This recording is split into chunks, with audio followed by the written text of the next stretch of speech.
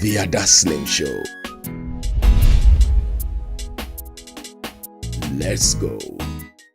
Most of the people in your team, what exactly do they do? What kind of jobs do they do? Are they self-employed? If they are, what do they do? Most of them are not self-employed. Most of them are based on salaries from the states they compete for. Like the Lagos State people. Lagos State has a package. We call it, is like an allowance that they give them every month. Okay. There are some people in other Which states. couldn't be enough. Which couldn't be enough. But at least it's better than having nothing. There are some people under employment. We call it permanent employment. Okay. In Lagos State Do they as well. actually work for the state government?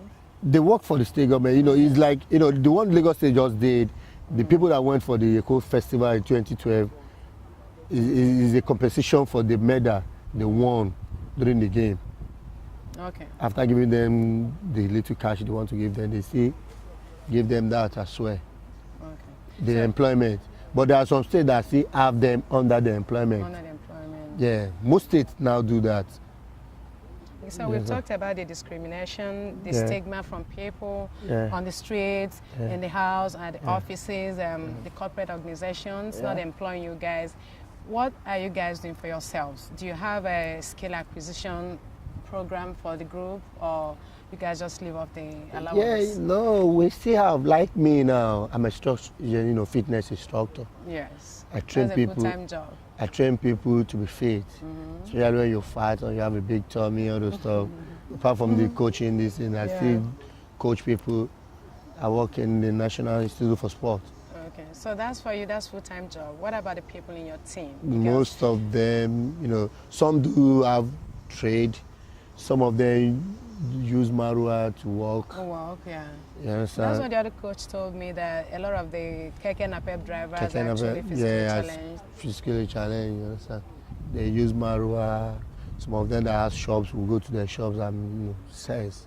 Okay, so don't you think it's a good idea to have a skill acquisition program? Because, you know, if you can't walk with your legs... Yeah, we have some of them that your hands are fit, your brains are fit, yeah, we your have some eyes of them that are open. cobblers, you know, tailor, you know. There's some that are hairdressers as well. Really? You know, yeah, after training they I will need go to meet one to do my hair. No I problem. need a stylist. Yeah, there's one in the National Stadium now. She has a shop there. Okay. She's a hairdresser as well. After training, she will just cross to the shop and she still sells mineral, biscuit, all those stuff. So those of them with their own personal business, you think people still carry that stigma, you know, towards their own business? Maybe when you try to sell water or mineral to someone, they see you're physically challenged. Do you think they feel, oh, I'm not going to drink that? No, as kids, that's how we reacted to people. Yeah, People, and no one told us anything better. People that doesn't have the idea might think that. But let me tell you one thing: when you taste it, you don't look anywhere the water comes from. You know, when you see the last 2 weeks ago, or 3 weeks, when the people came in for this recruitment, immigration recruitment, you see how they're looking for water. So when you now see people with physically challenged selling water, won't you buy? I will buy. So you know, that's not a thing. But most people doesn't look that, you know, so far the environment is clean. Yeah. And people with physical challenge, you doing your business, you get to be clean. Most of them are clean. Yeah. At least I would say the sports encourage them to be clean as well. Clean, yeah. Because you can't mingle with us when you're not clean. Say, you know, when you come around and you see people you and mingle all the boys with, are looking that good. looking at that good. With their swag. You understand? You want to We don't want to look bad as well. So everybody, you know, the sport as well change people. That's why we're encouraging more people to come into the sport. We don't go to people's house and tell their parents, talk to them. I've gone to somebody's house to like tell our parents, see, I want this lady to start coming to training to do this and that. You know, appearance shows. When the parents sees you as well, they will say, this one is okay. They will release you. But when you say if you don't look good, you know, the parents will say, so you're talking about the parents releasing them. Does it mean some parents don't want their children to come out and train? They don't want it because of the shame. They feel ashamed of the parent, of the child being physically child. Yeah, some parents do that, except to go in there to convince them. And some parents, you know, they need the confidence. Say, okay, if I should release this child, nothing is going to happen because being physically challenged, there you know, another accident or something like that again, add to the one you have already. So they need, you need to build them. You need to talk to them. Yeah. That's why sometimes we do go to the parents, talk to them, enlighten them what they don't know. You know, when you enlighten them, you talk to them about the sport, what the sport will really do for them, all this stuff. Okay.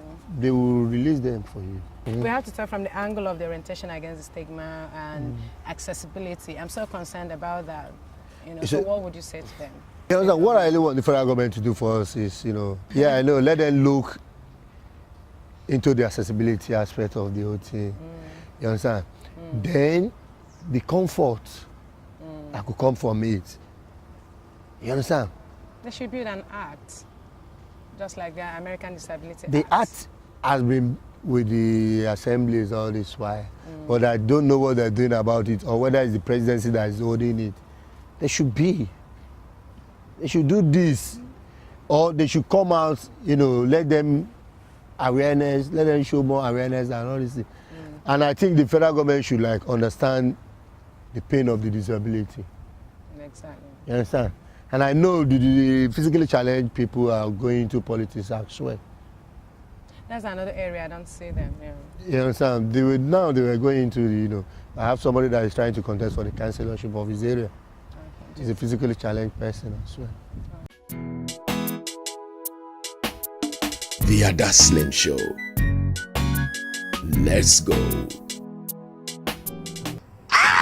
I want you to go passing this time here and not run boy. And if you see me so I'm I can stand where I'm going to the weight of elephant of the concert with Silo Colonized without going to go to many body we say people not wrong. Carry paddle. When you paddle, you go for a week, you stay about too much. You the penny me in Kagao. I bet so man Kagao. When I never connect, say me I be fake. But now rich I'm going to all the way. Now go to the weight of elephant. I know I so but this house you this way. Oh boy, I do with Ada Slim. You know rich I'm going to bro. Okay, so it says sometimes when you want to feel someone's pains, they have to get in their shoes. Yeah. So I've taken my position here. This is actually very, very smooth because that's the one they use on the track. But when they have to get out there on the street, it's a different ball game altogether. Yeah. They have to deal with the stigma from bus drivers. They have to deal with the stigma from the commuters. They have to deal with the stigma in offices at the banks, and I think we have to do something about it. It's not just about the government, of course. We need the accessibility. They need to be able to get into the cars, into the buses, into the banks, into the buildings, and then they should be given jobs, okay? Being physically challenged doesn't mean you're mentally challenged. And one more thing, let's show them some love. Let's not blame the government. Let's not blame people. Let's not say, oh, they're physically challenged because of what their forefathers did or what this one did or what that one did. It could happen to anyone. Yeah. Let's show some love. Let's be nice to each other. Let's be kind to one another. Yeah. Thank you.